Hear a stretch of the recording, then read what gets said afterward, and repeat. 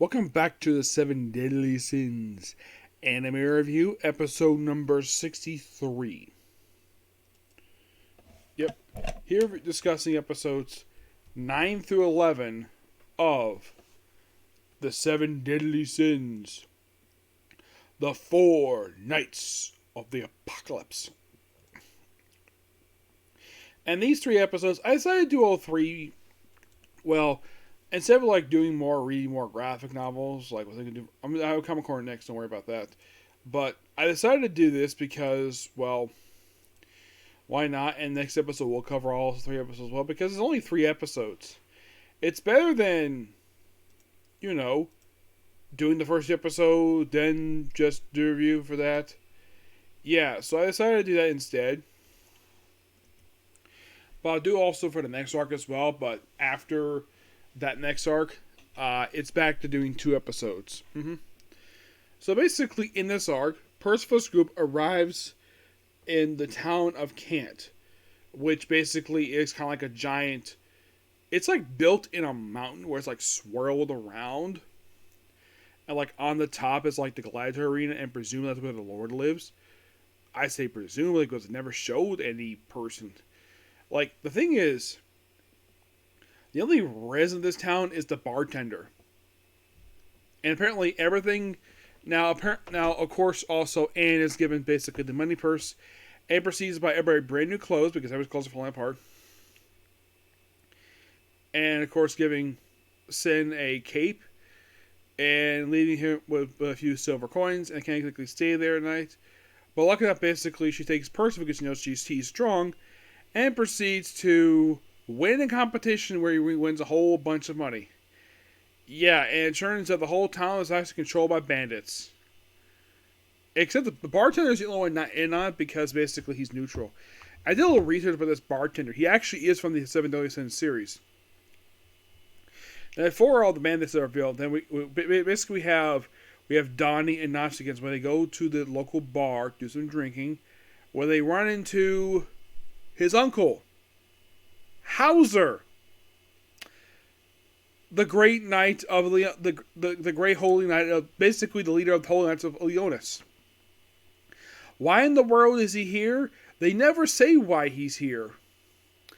Now I should point out though, unlike in the case of the bartender and Doris from the second arc of the series, he's a major character from the original series.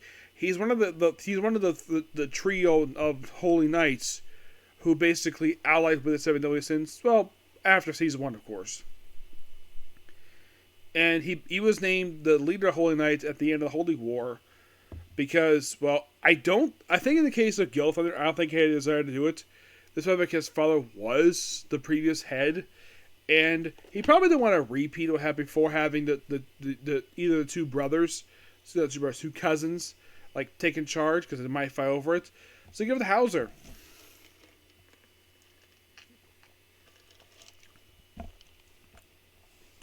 Also, he punches Donnie and runs away. Of course, he doesn't mention why Donnie's part of his hair is cut like the way it is. That's kind of the weird thing related to Donnie. Is like, ever since it happened back in like episode 2, by the way, it was Percy who did that, and nobody questions why his hair looks like that. Not even his uncle.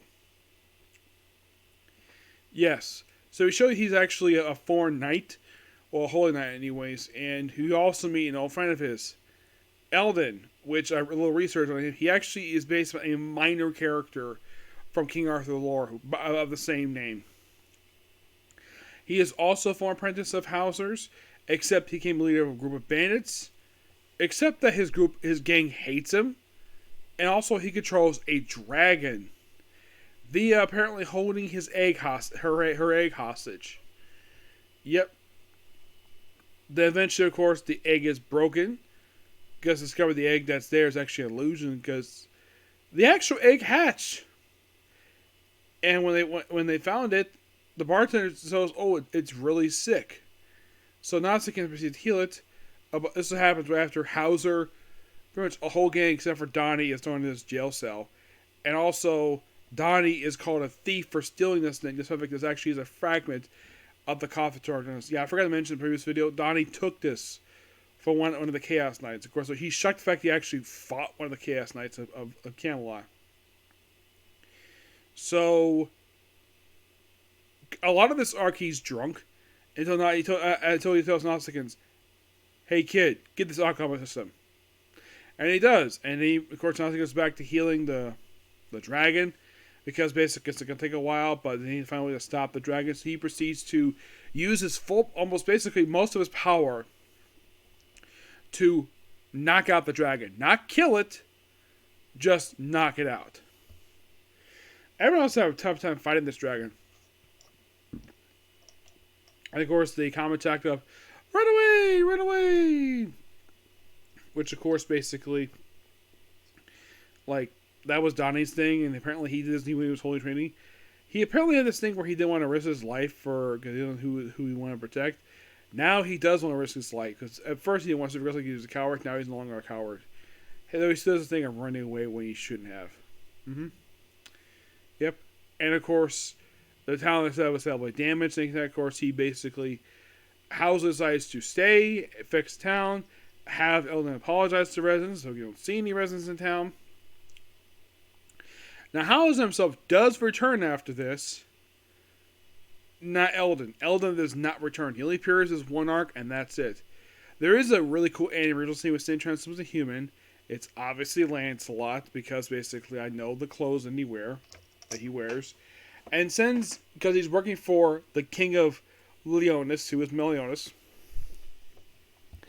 sends an arrow there, and then we hear Meliodas, we don't see his full face, and it's obviously Meliodas. The clothes and the voice, it's obviously Bruce Palmercook voicing him again. And, well, that sets up there. And, of course, Hauser is told that Percival is one of the four knights of Apocalypse. It's like after the opening episode, Annie doesn't do very much at all. Not really. She basically spends a little bit of time fighting. By the way, what happens to the bandits that the Eldon had? They all just disappeared. There's nothing exactly real what happened to them. Like, Theron got beaten up, and apparently he prevents them from basically harming women and children. It was like he's a bandit leader, but he's very honorable. And the bandits like the fact he's honorable. Okay? And they're planning on basically just, well, dealing with it. And of course, well, this arc basically, and after the Holy Dragon's dealt, Hauser takes the fragment of the Eternal Dark, basically the Dragon Health, puts a proper blade on it, because for years this thing has had a broken blade inside of it, and now has an actual new blade. And it's not Percival's sword. Yep, it's Percival's sword. And he would have this, actually, for the longest time. He actually had this before the time skip, because at one point it was stolen from him. Yes. He's also the first person to use it as his primary weapon as Meliodas. Meliodas had this taken away from back in season 1 of the original anime. Yep. But yeah, really fun arc. I like the fact Donnie got a lot of development in this arc, but it got a little bit of Percival, but not much. It's mostly like Donnie's arc. That's basically what this arc is. It takes this far to give him any development. I mean, Anne has had much of a aside from her debut arc. Well, actually, she just debuted in the previous arc, so she didn't tend to do it very much here. She's trying to, but who knows? Okay, so probably the bartender. He was actually one of the guys running a festival that happened during, I believe it was season 3 of the show, where it was an arc where Elaine showed up and Deanne had suffered through partial amnesia and was trying to protect King, and the way she protected King was by putting him in between her breasts, and he's basically blushing red because he's madly in love with her. And of course, this is the woman he later marry and have children with. We'll get more of that later. But great story arc. Okay, so that's particularly a particular view. Please be sure to like, comment, subscribe, turn notifications, and do this like button. So, we're 11 episodes in. We have 13 to go, and then we're done with this one. Next episode, Comic Corner. Okay? Thanks for you. Bye.